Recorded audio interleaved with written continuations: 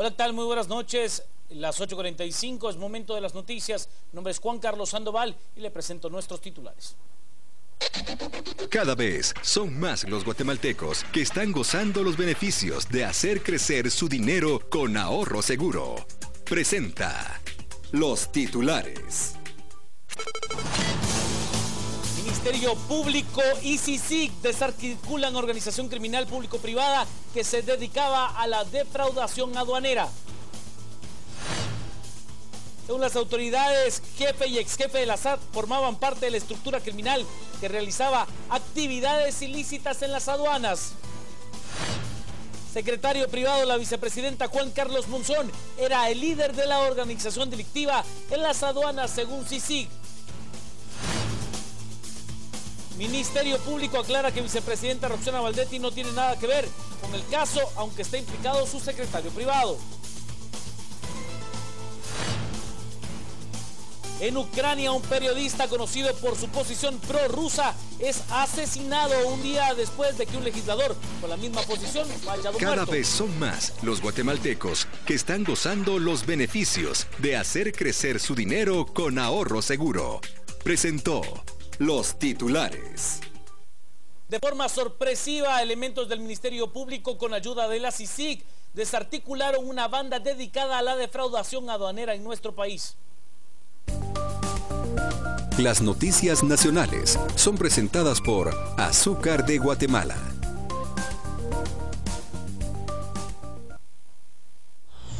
CICIG y el Ministerio Público desarticularon una red de defraudación aduanera compuesto por altos funcionarios de la SAT, como el mismo jefe actual Omar Franco y su antecesor, el ex superintendente Carlos Muñoz. Junto a ellos estaban otros mandos medios y bajos que van desde el jefe de recursos humanos, el jefe de los sindicalistas de la SAT y administradores de aduanas.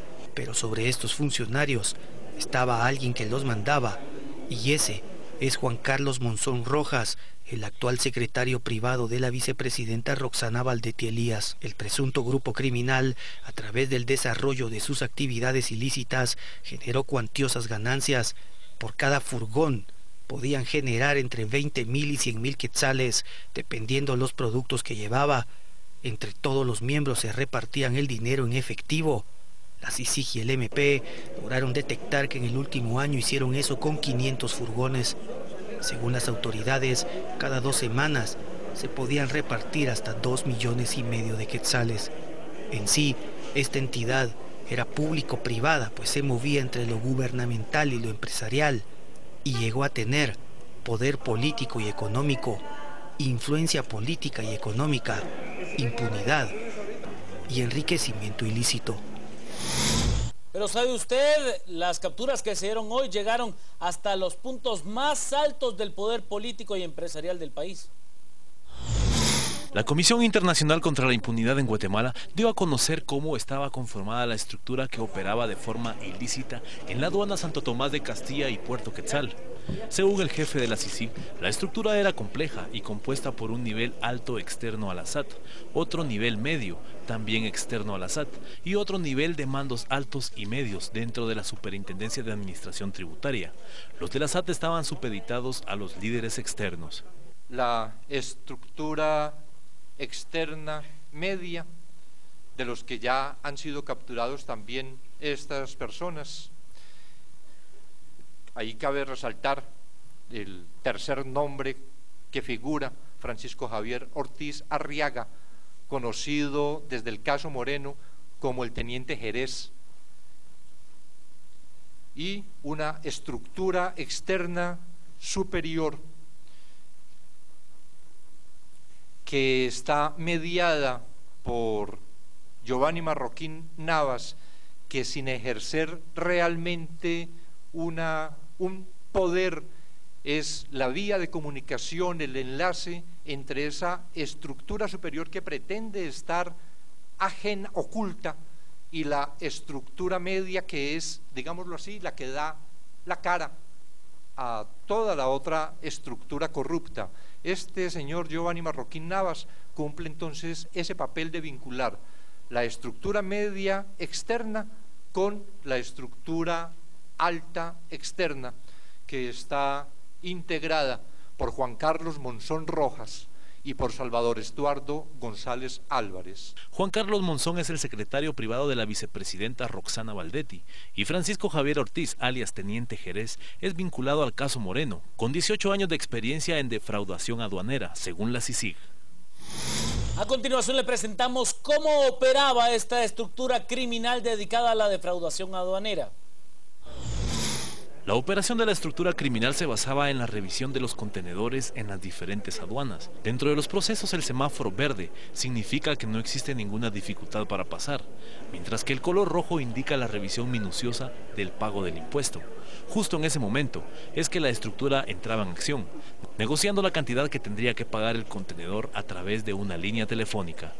Realizamos entonces ese trabajo que permitió determinar un grupo de importadores que tenían contacto con una red de tramitadores aduaneros que facilitaban el objetivo de pagar menos impuestos que los debidos. De esto logramos seguir para mirar ese grupo de tramitadores que facilitaba el contacto de importadores con la estructura criminal a través del suministro de un número telefónico conocido como la línea. La línea es una denominación que la propia estructura criminal le dio a su organización y que saben perfectamente cuando la mencionan de qué se trata. Por eso decimos que este modo de corrupción en el sistema aduanero conocido como la línea.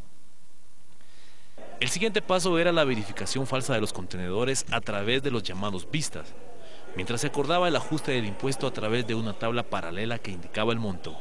Encontramos a otro grupo de funcionarios públicos que se colude con los tramitadores que diseñan una tabla paralela que contiene parámetros para el pago de los impuestos. Los vistas cumplían la función de realizar una verificación falsa de los contenedores que les permitía realizar un ajuste irregular al impuesto a pagar. Inclusive cuando tenían que presentar evidencia física de la revisión de contenedores, tenían fotografías previas que adjuntaban como si hubiera realizado efectivamente esa revisión de acuerdo con el procedimiento regular, porque aquí hay una particularidad que ya luego resaltaremos, de qué manera con una pretendida función de incrementar los ingresos, lo que existía era una justificación grave de la corrupción que esta estructura generaba. Según la Fiscalía, del total del impuesto acordado en las aduanas que pagaba cada contenedor, el 40% iba para la SAT, el otro 30% era el cobro ilegal, exonerando el 30% a los importadores.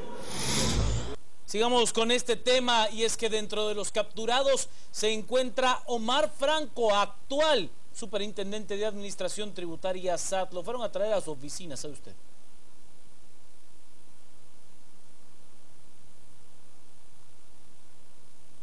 Algunos nombres importantes han salido a reducir en esta estructura criminal que operaba dentro de la Superintendencia de Administración Tributaria, incluyendo a Omar Franco y también a Carlos Muñoz, el actual y el anterior superintendente de Administración Tributaria. Ellos fueron sacados de la institución durante la gestión de Miguel Gutiérrez. Vamos a ir a la pausa, por favor quédese con nosotros. Al regresar le tendremos mucho más de estas noticias. Estamos utilizando desde ya el hashtag CapturasSAT, que va a ser nuestro hashtag de la noche hasta terminar el programa de las 10 p.m. Siga con nosotros.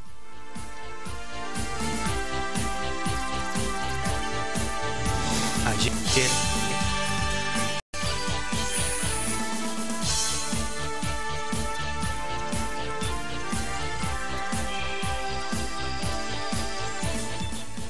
Sigamos con las noticias. Ya le decía, dentro de las capturas importantes del día está la del actual superintendente de Administración Tributaria, Omar Franco.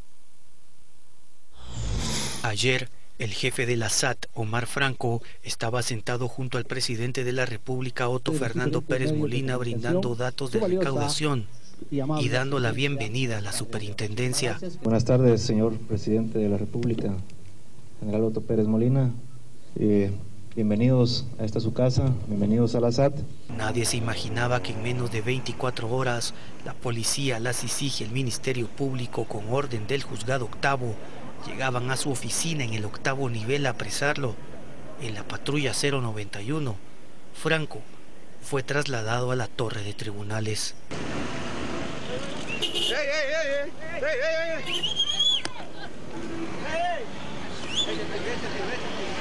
Ya en el Palacio de Justicia, el jefe de la SAT, señalado de defraudación aduanera, mostraba un rostro compungido, distante al de un día anterior, y aseguraba que no entendía lo que pasaba, mientras se declaraba enfermo. No sabemos de qué se trata, hay que esperar. ¿Qué fue lo que le dijeron al momento de su captura? ¿Qué le dijeron en su oficina? Solo que era una orden de captura, pero todavía no han dado detalles. ¿Le dijeron por qué delitos? Solo dijeron que por defraudación aduanera. También detuvieron al ex superintendente. ¿Qué opina usted de eso? No sé si él lo detuvieron o no. No sé. Intendente, usted también solicitó pues, que lo atendiera médicamente. ¿Usted se siente mal en estos momentos? En efecto, desde el lunes estoy padeciendo de infección en el estómago y es lógico que a uno le dé mareos y le dé náusea cuando está en un proceso de infección estomacal. ¿Ah? ¿Cuáles son los delitos que se le... Según dicen, solo es defraudación aduanera. Licenciado, ¿cómo se da la captura? Ellos han actuado bajo el marco de la ley, tranquilo. Yo estaba en una reunión en una bancada, cuando regresé me hablaron y es todo. ¿Fue tranquila la captura? Fue tranquilo. ¿Cuánto tiempo lleva hoy al frente de la institución? El ex superintendente también ya está detenido. 2 meses y medio. El momento cúspide de esta operación iniciada desde primeras horas de la mañana de este jueves fue cuando se capturó al titular Omar Franco, pero también se capturó al ex superintendente de Administración Tributaria Carlos Muñoz, quien fue detenido por asociación ilícita. Esto dijo al llegar a la torre de tribunales. Pues ahorita solo fue un allanamiento, no sé, a eso vengo a los tribunales a ver qué fue lo que realmente se les informó. ¿Por qué delitos lo detuvieron? Pues dicen que por asociación ilícita en aduanas, pero vengo a testificar quién me denuncia. No sé, no tengo ni la menor mínima idea. La verdad que fue humillante para mí esto, porque bien me hubieran podido citar y no hacerme esta humillación que me están haciendo el día de hoy. ¿Quiere decir que usted no hubiera tenido algún tipo de notificación antes? Nada. 6 de la mañana llegaron al allanamiento y la verdad que fue algo muy humillante para mí. ¿Cómo fue su detención? Pues llegaron 6 de la mañana, tocaron la puerta, que era un allanamiento y incluía la orden de captura. Entonces vengo a dar declaraciones, a colaborar en lo que se pueda colaborar y realmente dejo esto en las manos de Dios. ¿Cuánto tiempo trabajó usted en la SAT? Pues llevo en total, yo entré en 1998, he estado 17 años ahí, 6 que me retiré en el 2006 y nuevamente volví a formar parte del equipo SAT hasta hace como un par de meses que dejé el cargo. ¿Al frente de la institución cuánto tiempo fue? Fueron aproximadamente unos 7, 8 años tal vez. ¿Y esta captura podría deberse a su gestión al frente de la institución? No creo, por eso vengo a dar declaraciones a ver de qué se trata la... ¿Qué delitos le dijeron a usted que le imputan? Es que por asociación ilícita aduanera. No sé de qué están hablando. ¿Usted está dispuesto a declarar entonces? Yo estoy dispuesto a declarar. Se lo pregunte. Por supuesto. ¿Quiere decir que usted hubiera preferido que lo notificaran antes de venir? Yo hubiera preferido que me notificaran y me hubiera presentado con mucho gusto. Pues, ¿a qué atribuye usted esto? Según CICIG, quien comandaba esta estructura criminal en la defraudación aduanera en nuestro país, es el secretario privado de la señora vicepresidenta de la República, Juan Carlos Monzón. Sí, estamos notificados que existe una orden de captura en contra de Juan Carlos Monzón y estamos haciendo las coordinaciones. No tengo en ese momento el conocimiento de dónde se encuentra, solo sabemos que está fuera del país, pero vamos a hacer todas las coordinaciones para poder hacer efectiva dentro del país o fuera del país. Juan Carlos Monzón Rojas, el hombre más allegado a la vicepresidencia de la República, se ha convertido en prófugo de la justicia. Es considerado el líder y cerebro de esta estructura criminal, la línea para la defraudación tributaria al más alto nivel del Estado. Pero este personaje cuenta con un oscuro pasado que se empezó a conocer en los medios de comunicación en marzo de 2001, cuando fue acusado de pertenecer a una banda de robacarros. Pero en octubre de ese mismo año el caso fue sobreseído por la falta de mérito para enviarlo a juicio. Pero Juan Carlos Monzón Rojas también cuenta con un corto historial militar. De 1993 a 1998 como teniente se rumoraba que tenía amistad con sospechosos de traficar drogas en Alta Verapaz. Pero oficiales como el general Julio Balcón Turcios, exministro de la Defensa, y el coronel Walter Cepeda, ex jefe de la SAAS, lo protegieron y en lugar de ser expulsado del ejército, fue dado de baja por convenir al servicio. Monzón Rojas ha desarrollado una exitosa carrera empresarial, construyendo pistas y canchas con grama sintética para el Ministerio de Cultura y Deportes y la Confederación Deportiva Autónoma de Guatemala. Hasta ahora ha sido secretario privado de la vicepresidenta Roxana Valdetti, devengando un salario mensual de 30.797 quetzales. Bueno, sigamos con este tema, y es que según las autoridades del Ministerio Público, a quienes se detuvo hoy fueron a aquellas personas pues que se tiene valor probatorio para llegar a los tribunales de justicia, descartando tener esas pruebas en contra de la señora vicepresidenta Ingrid Roxana Valdetti Elías.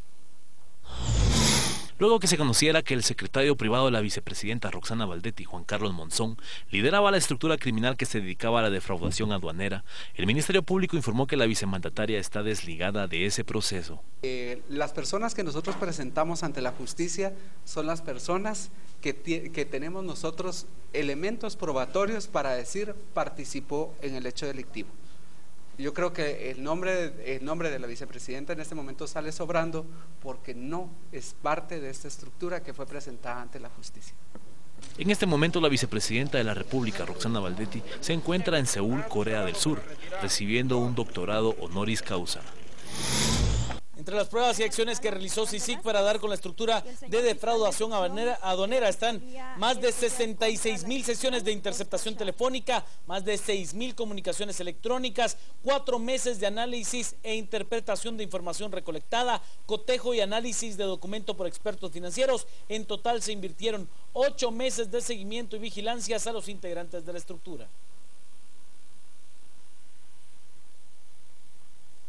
Y esta es la reacción del Poder Ejecutivo ante las capturas relacionadas con la Superintendencia de Administración Tributaria. El organismo ejecutivo reaccionó a las capturas que se realizaron de trabajadores de la Superintendencia de Administración Tributaria, entre ellas la del superintendente Omar Franco y su antecesor Carlos Muñoz. Según el Ejecutivo, desde hace más de un año se solicitaron las investigaciones. La sospecha es sospecha, pues, y tenemos que generar todo un proceso de investigación, no todo lo que brilla es oro, ¿verdad? No se puede ser tan objetivo en esa situación, hay que hacer un proceso, ver todos los procesos que se dan dentro de la administración pública, principalmente en la recaudación de impuestos. Vamos, que no es contra la persona, sino que la solicitud que hace el Ejecutivo, sí. El vocero aseguró que las investigaciones continúan y que se debe de castigar legalmente a quienes sean responsables. ¿Qué le puedo decir? Los mecanismos son independientes, o sea, los 3 organismos del que conforman el Estado, el gobierno, son independientes. Esta es una situación jurídica, una investigación legal, ¿verdad? Y como seres humanos, si alguien pues se sale de la norma, pues tiene su respuesta que tiene que enfrentar a sus consecuencias. Después de los 18 años usted es responsable de sus actos. El Ejecutivo ya decidió que el intendente jurídico Alfonso Castillo será ahora el superintendente en funciones, en lo que el directorio de la SAT propone una nueva terna. Las noticias nacionales fueron presentadas por Azúcar de Guatemala.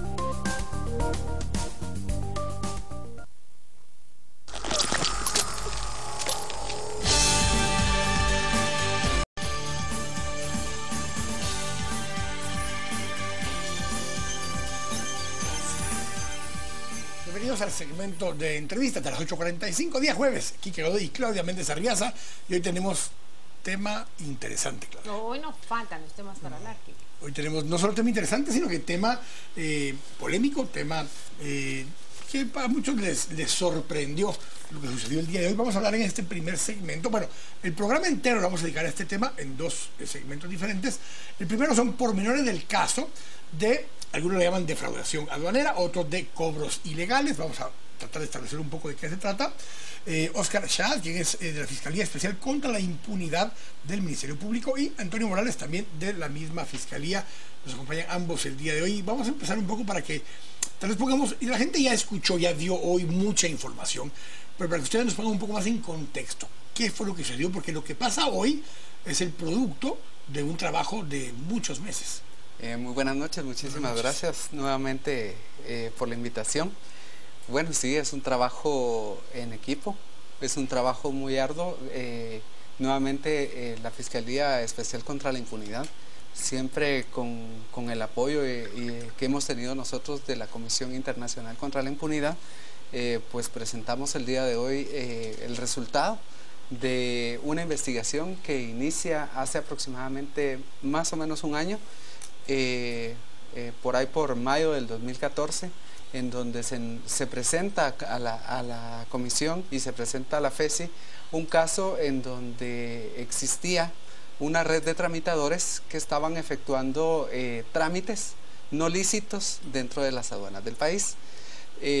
La investigación permite pues desarrollar a lo largo de cierto tiempo, un corto tiempo la verdad, la ubicación de una línea telefónica, en donde los tramitadores hacían un consenso o hacían un trámite ilícito paralelo al trámite aduanero que se tiene que realizar. Esto en consenso con los vistas de la aduana, y pues se inicia la investigación.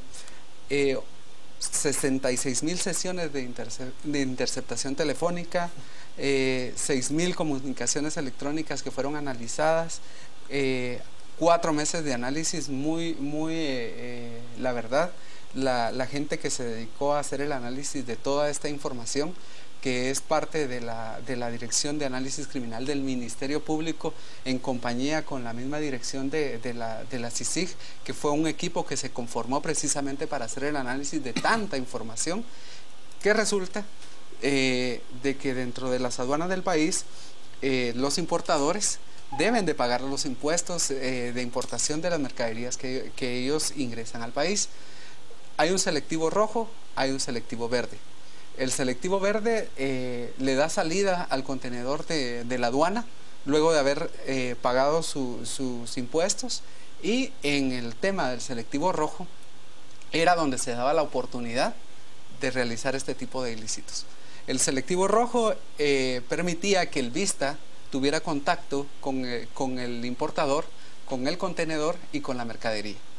Una vez se detectaba algún tipo de anomalía en la declaración aduanera, en el DUA, esta declaración aduanera, pues entonces el vista, ya en acuerdo con la estructura que estaba funcionando paralelamente, le decía: comuníquese a este número, acá se lo solucionamos. Entonces la comunicación empezaba a través de estas personas externas a la SAT, para arreglar en base a una tabla que la misma línea manejaba.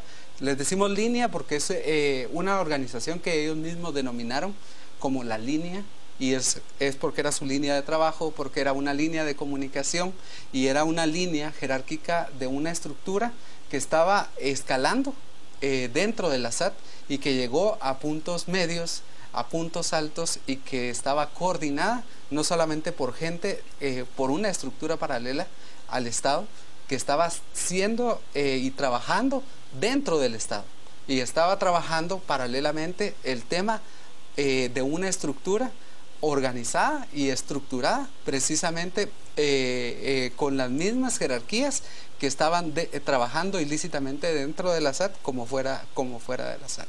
Licenciado Morales, usted me va a corregir, pero son en total 20 capturas, ¿hay más o menos? ¿Cuántas se ejecutan este día? Realmente se encuentran algunas en proceso todavía, que no se han logrado los objetivos, pero sí andamos más o menos entre las 20 y 22 capturas ya realizadas. Se capturaron hoy a 20 personas. Sí. 2 capturas han sido prominentes este día y se trata del ex superintendente de Administración Tributaria, Carlos Muñoz, y del actual superintendente de Administración Tributaria, Omar Franco. ¿Qué rol jugaron ellos? Vea, lo importante del día de hoy es que se ha hecho pública la existencia de una organización criminal que estaba en capacidad de aumentar, disminuir la recaudación en las aduanas de acuerdo a su antojo. ¿Por qué es importante este aspecto?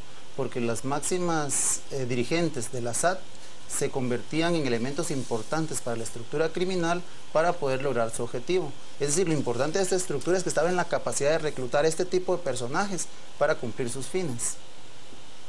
Se refiere a que es la propia estructura la que define quién se sienta en la dirección de la administración tributaria. Tal vez no tanto como eso. Yo diría que es una estructura que tiene tanta capacidad como para poder reclutar a personajes que tienen la obligación de velar porque la recaudación se lleve a cabo con los parámetros legales. Cuando vemos esto y escuchamos todas las señalamientos, porque aparte de órdenes de captura había órdenes de allanamiento. Dentro de las órdenes de allanamiento, una de las que más llamó la atención hoy fue el tema de Boutique Emilio, de Luis Mendizábal. Y llama la atención porque no hay orden de captura girada alrededor de ese allanamiento, pero sí hay una orden de allanamiento al lugar. Tardó varias horas el trabajo en ese sitio.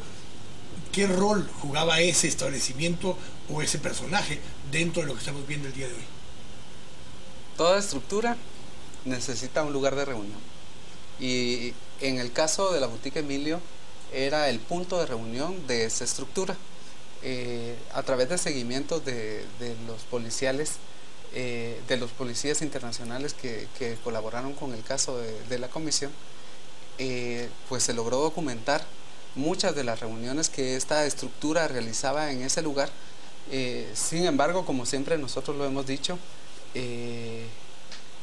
cuando nosotros presentamos un caso siempre lo presentamos con prueba, y en este caso el único indicio que teníamos nosotros para poder hacer este allanamiento era precisamente la información, los seguimientos de que en ese lugar se estaba cometiendo algún tipo de ilícito.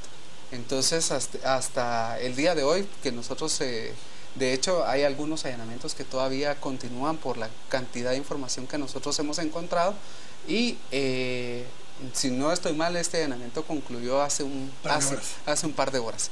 Entonces, hasta el momento, pues nosotros estamos como lo decía yo anteriormente, el tema de Boutique Emilio es un tema de investigación. Está ya dentro de la organización establecido como el lugar donde se reunían. Nosotros obtuvimos la orden de allanamiento precisamente por esa información que se tenía, y pues ahora nos toca la parte siguiente, que es el análisis de la información que encontramos en ese lugar. En pocas palabras, una pregunta aún sin respuesta: ¿cuál es el rol que jugó Luis Mendizábal? Caso contrario es el del secretario privado de la vicepresidenta Roxana Valdetti, Juan Carlos Monzón. El comisionado contra la impunidad en Guatemala ha dicho claramente que él aprovechó ese puesto para usar toda la información y la influencia que podía canalizar desde su posición y operar. Licenciado Morales, explíquenos todo esto, aclárenos, compártanos detalle para entender hasta qué punto el secretario privado de la vicepresidenta controlaba y ejecutaba acciones en función de este fraude millonario. Cuando se investiga una estructura criminal hay que establecer la forma en que ésta se puede estructurar. Obviamente hay que llegar hasta el líder general. El líder general normalmente no es una persona que sea operativa, pero que tiene la capacidad no solo de ubicar a las personas que son parte de la estructura, sino que lo que esta persona ordena es lo que se cumple. A través de la investigación, que este caso está basada en prueba científica, se logró determinar que efectivamente esta es la persona que lidera la organización criminal que se hizo pública el día de hoy. ¿Es él el jefe de toda la organización? Exacto. Parte de las dudas que quedan para mucha de la gente está en dos direcciones. Una, el tema de los empresarios. Algunos llaman que el empresario fue víctima por un tema como de extorsión, de una exacción adicional de un pago, pero otros argumentan que si él había colocado una declaración que era incorrecta, lo que hacía en este caso el vista y el gestor era ajustarle para que pudiera pagarle una cantidad al Estado y una cantidad para la línea. ¿Dónde queda? ¿Qué relación, qué función tienen los empresarios que están involucrados en estos casos? La situación es de oportunidad. Yo creo que el empresario honesto, el empresario que sabe lo que es el arduo trabajo y el empresario que sabe que los aportes que él está dándole a Guatemala es a través precisamente de la comercialización de esos productos que ingresan al país, no utiliza la línea. Pero hay otros que ven la oportunidad de agilizar su trámite y utilizar la línea. ¿Son víctimas o son parte de la estructura? Para nosotros son usuarios de la estructura. Usuarios, no parte de la estructura. La pregunta que insistentemente nos realizan en las redes es, ¿son parte de la corrupción también? Desde el hecho de que usan una estructura, significa que entran en el círculo de corruptor y corruptible. ¿Qué va a pasar con ellos, licenciado Morales? Bueno, yo creo que ha dado en el punto. Estas personas, obviamente, lo que se ha demostrado en este momento es que hay una cultura de evasión en Guatemala, que lamentablemente se ha venido arrastrando por mucho tiempo, y yo creo que la justicia debe llegar a todos. En este caso, no se puede quedar donde estamos. Hay que evidenciar, como se hizo hasta hoy, la participación de estas personas y de igual manera, de una manera objetiva, probar quiénes se beneficiaron a través de la utilización de este método y obviamente tendrán que ser puestos en los tribunales. Entonces apenas estamos viendo la mitad de la historia. Yo le respondería de la siguiente manera. La verdad que estamos muy satisfechos de cómo el pueblo de Guatemala ha asimilado lo que sucedió el día de hoy y pues gracias por las felicitaciones que se han dado, pero esto comienza el día de hoy, realmente esto no termina, comienza en esto.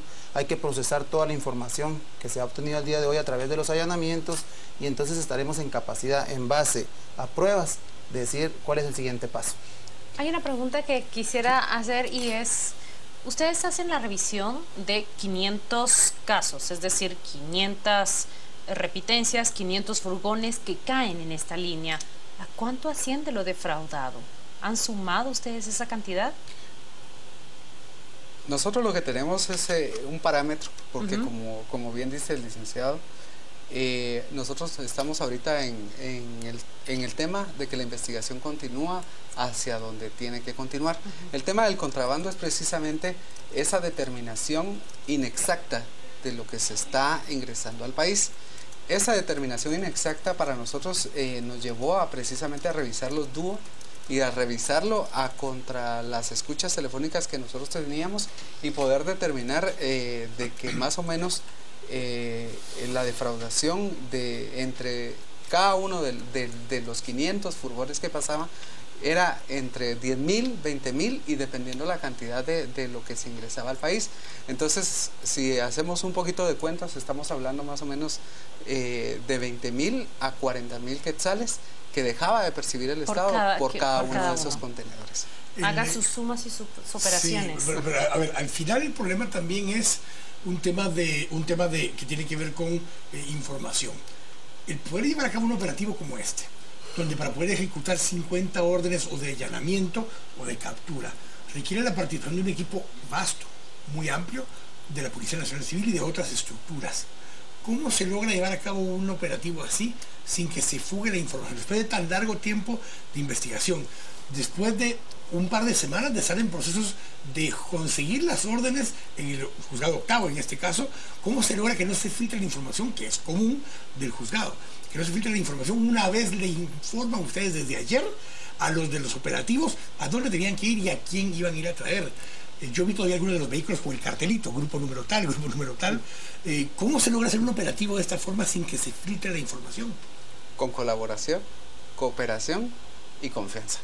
La verdad, nosotros estuvimos apoyados por otras fiscalías, incluso la Fiscalía de Delitos Administrativos, la Fiscalía de Delitos Económicos nos apoyó, gente de confianza de nosotros también, gente con la que incluso yo había trabajado anteriormente. En el tema de policía, pues nosotros pedimos el apoyo y gracias a Dios el apoyo se nos dio pronto. Existió esa secretividad, existió esa confidencialidad en el tema de FESI, en el tema de comisión, pues ya nosotros es un ambiente de total confianza y realmente el punto que nos ayudó mucho fue, y este punto hay que recalcarlo, de que la información del juzgado no se fugó. Porque ese era el tema. El presidente se enteró a medio operativo. La gente de inteligencia civil se enteró a medio operativo. La inteligencia militar se enteró a medio operativo. El resto de la estructura de la policía se enteró a medio operativo. Eso no es fácil conseguirlo en un país como el nuestro. Requiere, además de confianza y demás, una eficiencia y una rapidez para ejecutar, Antonio, porque ya estando en el punto las personas saben qué es lo que está sucediendo y ven. Les comentaba yo mensajes que se empezaron a recibir temprano, donde decían, aquí frente a mi casa hay un operativo. Eso se empezó a ver desde temprano, Antonio. Así es correcto, que era uno de los mayores desafíos realmente. Este caso, como se sabe, se ha contado con el pleno apoyo de CICIG, y eso ha permitido realmente de que se haya podido mantener estrecho el conocimiento que se tenía de este caso, tan así que ya a avanzadas horas de la mañana no se sabía completamente cuál era el objeto real de este operativo. Bueno, empezaron en la mañana diciendo que era defraudación tributaria, o sea, empezaron a salir varias informaciones que eran... El primero que se le dio la noticia fue el tema de Petén, también que había otro operativo, y eso desvió mucho la atención hacia allá. Se convoca la conferencia de prensa para media mañana y todos asumen que es con respecto al tema que estaba pasando en Petén. Y sin embargo ustedes lograron terminar de ejecutar hasta entrada a la mañana la última de las órdenes más importantes, que era la del superintendente actual. Sí, lo complejo, y aparte lo complejo, eran los horarios de oficina, los horarios de salida de las casas, los lugares distantes, los lugares cercanos. La verdad tuvimos mucho apoyo. La agencia fiscal que trabajó el caso estuvo trabajando durante varios días hasta altas horas de la noche, de madrugada, apoyados por un equipo de la comisión. Estuvimos nosotros siempre acompañados por gente de la comisión, que vale la pena agradecer ese apoyo que nos dieron, porque realmente la fiscalía no nos dábamos abasto en el tema de personal. Y por eso solicitamos el apoyo y gracias a Dios las coordinaciones que nosotros hicimos a nivel también Ministerio Público nos surtieron efecto, porque también tuvimos colaboración nosotros del personal de escena del crimen, que también no hubo ningún tipo de fuga de información por parte dentro de la institución.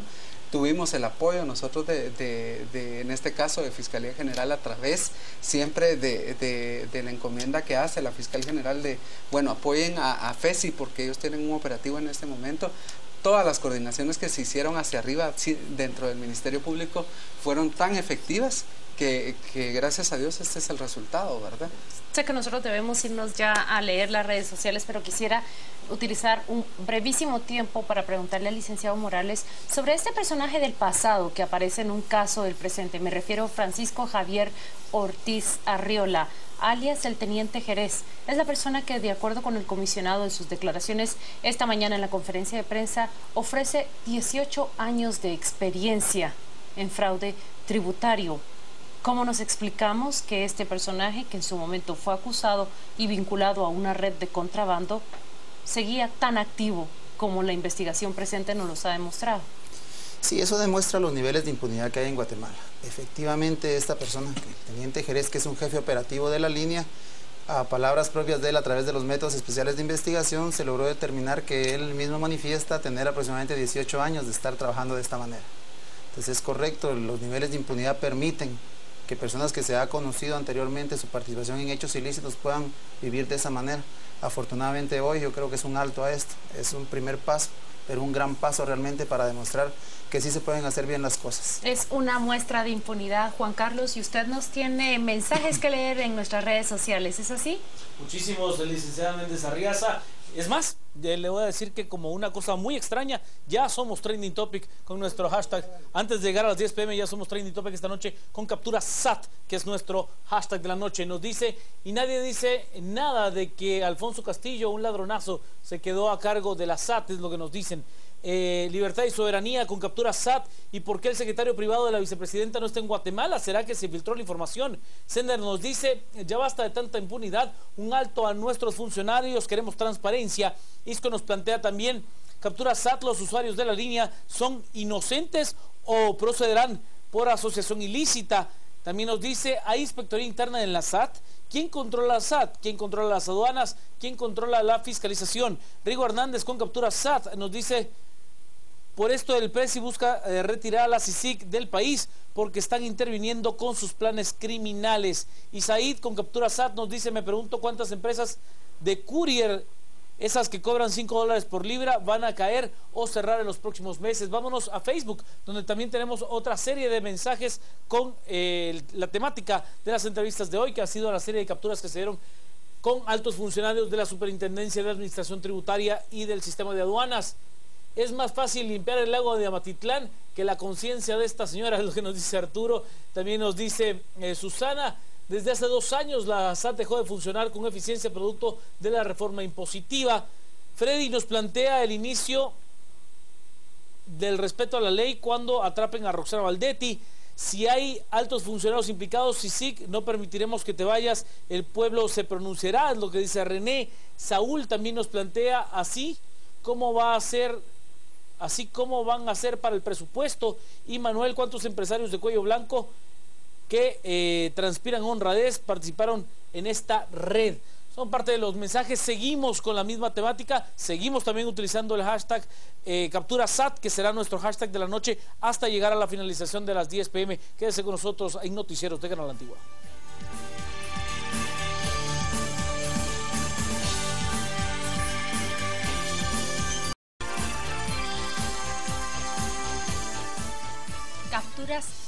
Captura SAT es el hashtag de esta noche. Estamos comentando acerca de esa serie de allanamientos y capturas que ha efectuado la Comisión Internacional contra la Impunidad en Guatemala y el Ministerio Público esta mañana. 2 altos funcionarios, bueno, el actual superintendente de Administración Tributaria fue capturado en su propia oficina y el ex superintendente también. Quienes nos acompañaron en el segmento anterior escucharon el juego numérico que los fiscales hacen. Una muestra de 500 furgones que caen en esa línea de defraudación. Se calcula que cada uno defraudaba por alrededor de 20,000 quetzales al fisco. Yo me he aprovechado que tengo a 2 hombres aquí, muy rápidos con los números. Trabajan día a día con ellos y hemos hecho las cuentas rápidamente durante el corte comercial. Gracias Jonathan Mencos, representante del ICEFI, y gracias Manfredo Marroquín de Acción Ciudadana que nos acompañan.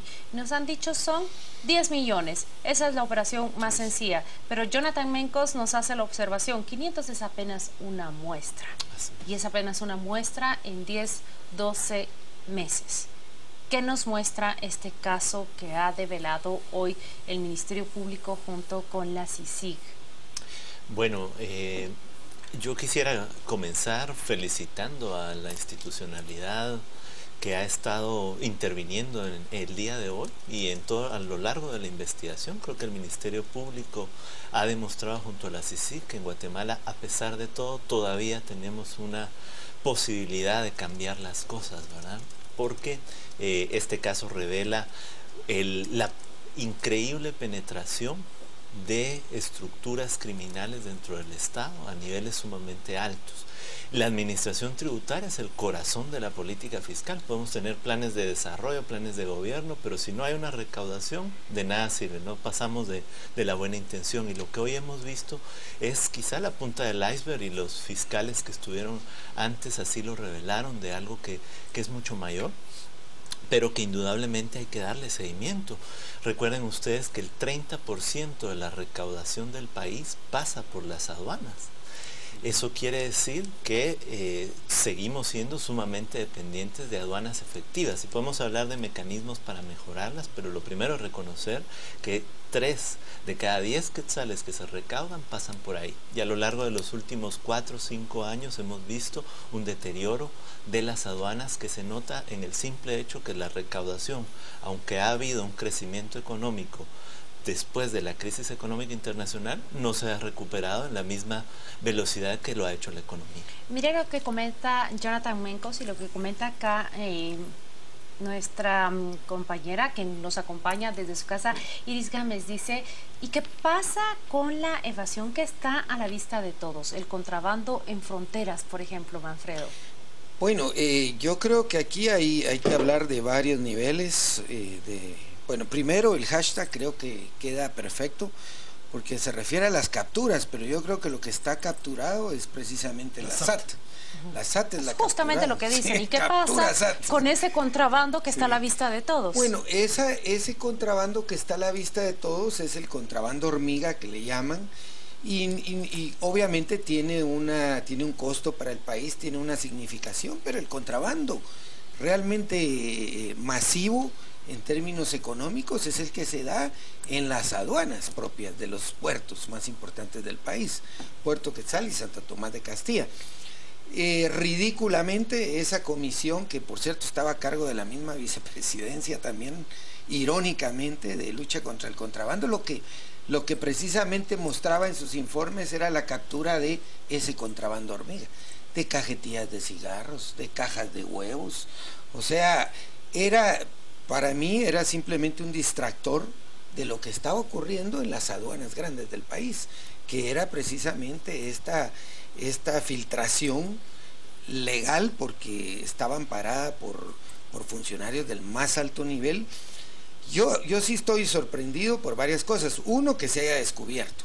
Y esto creo que de alguna manera... ¿Es tan escéptico, Manfredo? Sí, porque, bueno, normalmente, pero yo creo que en cualquier otro país un gobierno ya estuviera tambaleando a estas alturas, porque estamos hablando del secretario privado de la vicepresidenta, que obviamente contaba con todo el respaldo de ella. Realmente dice mucho del nivel ya de penetración, como bien lo decía Jonathan, de las mafias al Estado y de la permisividad de este gobierno a esas mafias. Yo creo que eso no hay que dejarlo de un lado, porque no podía ocurrir todo este negocio sin que se supiera al más alto nivel. Porque aquí hay dos cosas diferentes. Una es entender que podrían no estar enterados del operativo que se estaba llevando a cabo para las capturas. Pero otra cosa, es imposible no estar enterados de lo que sucedía. Es más, la vicepresidenta Roxana Baldetti el año pasado insistió en reiteradas ocasiones que había que intervenir las aduanas porque esto estaba sucediendo. O sea, era de conocimiento de ella lo que estaba sucediendo. Pero lo peor es de que una persona vinculada a ella era la que estaba liderando este proceso, Jonathan. O sea, ¿te recuerdas del proceso de que había que traer a Collector? Porque había problemas. Lo dijeron claramente. Sí. Era el secretario de la vicepresidencia, el jefe de esta estructura. Sí. ¿Qué nos dice eso? O sea, ¿cómo pueden no haber estado enterados si ellos insistían constantemente que había este problema y resulta ser que su secretario es el responsable? Pues es complicado intentar encontrar los argumentos para pensar que algo de esta magnitud no sea del conocimiento de quien está tan cerca y quien además toma decisiones. Pero evidentemente sí, yo creo que es importante también reconocer que todo lo que hemos visto a lo largo de estos últimos 3 o 4 años en materia de administración tributaria son elementos que, sin haber conocido, porque no tenemos el conocimiento del MP, son elementos que iban encaminados al debilitamiento de la institucionalidad tributaria, ¿verdad? Las pugnas entre superintendentes y ministros, después los graves conflictos en el directorio, el intento de tercerizar los servicios de la administración tributaria, la incapacidad para enfrentar la caída tan importante de los tributos en las aduanas. La intervención de las aduanas. Y evidentemente, exacto, y esta intervención que de nada servía, porque recuérdense ustedes que muchas organizaciones levantamos la idea de que lo que tenía que pasar en la SAT era una discusión formal, una reflexión sobre cómo rescatar la institucionalidad.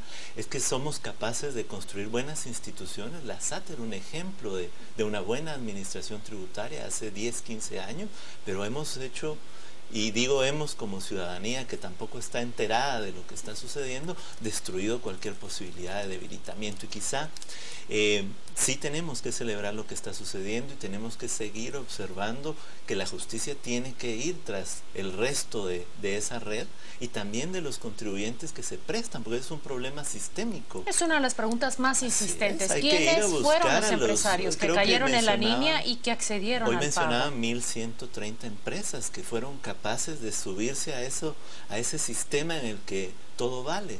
Entonces eso es lo que toca hacer. Y el otro elemento importante es que hoy debemos también discutir qué falta para que la SAT vuelva a ser una institución diferente. ¿Y qué hace falta, Manfredo? Después de una revelación como la de hoy, ¿han de despedirse a todos? Mira, ¿Han de llamarse nuevos elementos?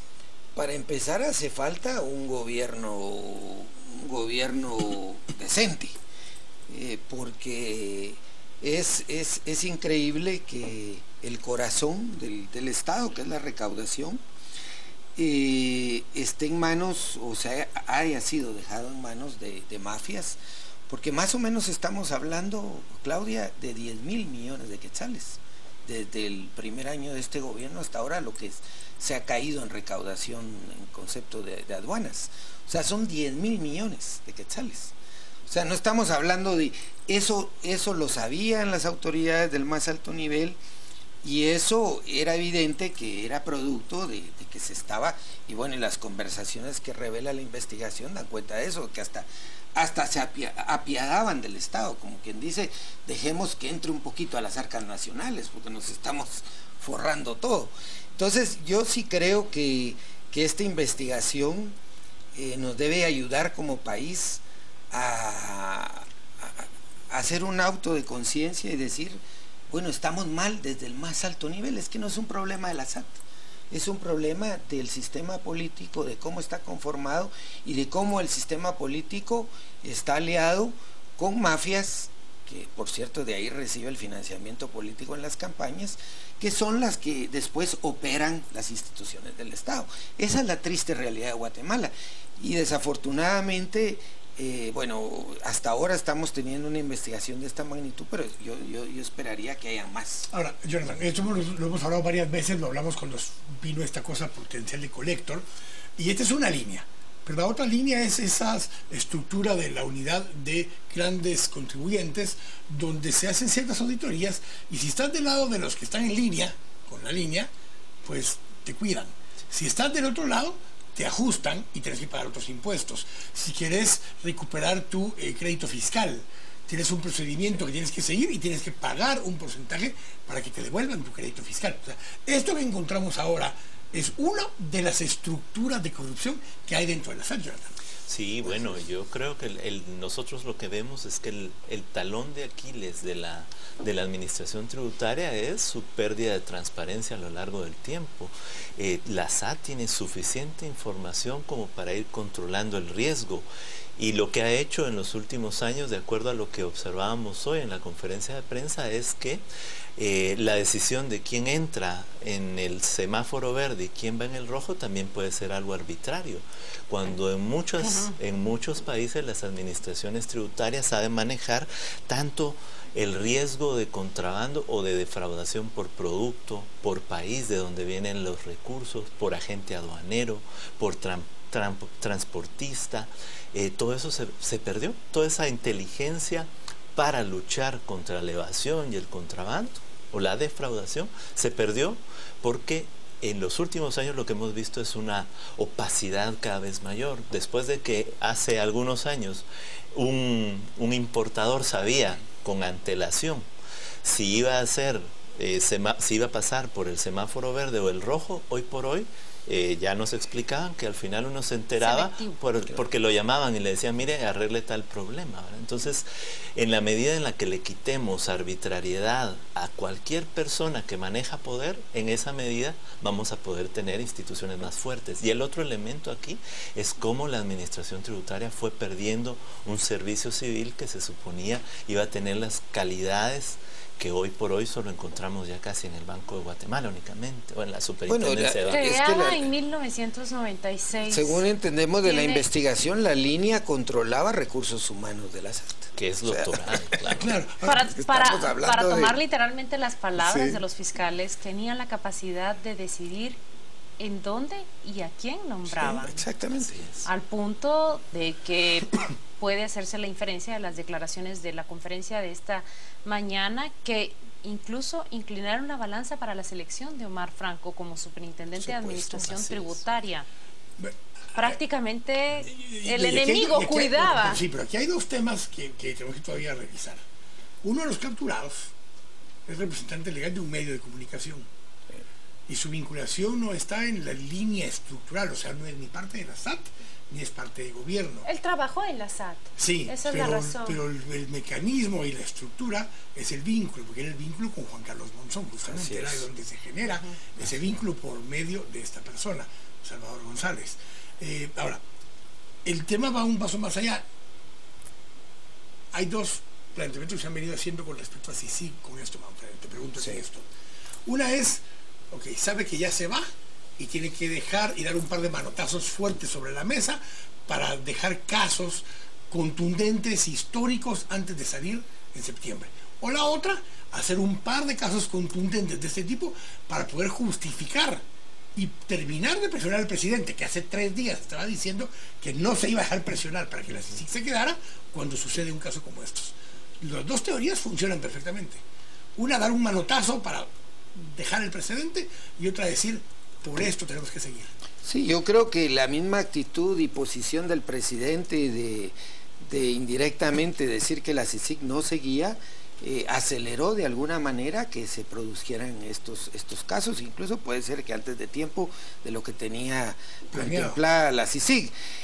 Yo creo que esta investigación hace más que obvia la necesidad de que tengamos un ente auxiliar en Guatemala. Esa es la pregunta. Aunque no le guste a quienes defienden una soberanía que hoy están utilizando el crimen organizado y las mafias para hacer de este país un reino de impunidad. Nosotros debemos despedir este programa, pero con tu respuesta estoy tentada a hacer una pregunta muy rápida. La respuesta es un sí o no. ¿Se queda o no la CICIG? Sí se queda, evidentemente. Jonathan. Sí debería.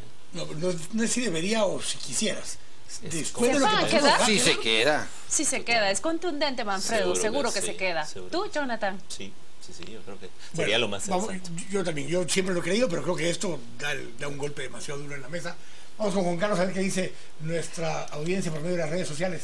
Gracias, Quique. Estamos con Captura SAT, que es nuestro hashtag de la noche, y la opinión del presidente Otto Pérez Molina es la pregunta. Hoy se amerita aún de frente con el presidente, es lo que plantea Estuardo. Juan, Baldetti publica cualquier ridiculez, qué raro que en esta ocasión no hay ninguna mención del doctorado que está recibiendo en Corea, es lo que nos plantea Juan con Captura SAT. Mónica nos dice, este gobierno se hunde cada día más y con él todos nosotros si no hacemos nada para cambiar. Y con Captura SAT, con la intervención de la SAT, con terceros, lo que quería era tapar lo que pasaba y seguir robando lo que siempre supieron, es lo que nos dice Fernando. Esas son las menciones que tenemos con Captura SAT. Recuerde que ese será nuestro hashtag de la noche a las 10 p.m. Quique Godoy y Philip Chicola serán los analistas de esta noche. Nos vamos a Facebook, donde tenemos otra serie de mensajes en la entrevista directa con el licenciado Mencos y con el licenciado Marroquín. Son los mensajes que tenemos. Vamos a ir a la pausa, deportes, noticias, y luego entramos ya al debate directo con Capturas SAT. Sigan nosotros en Noticieros de Canal Antigua.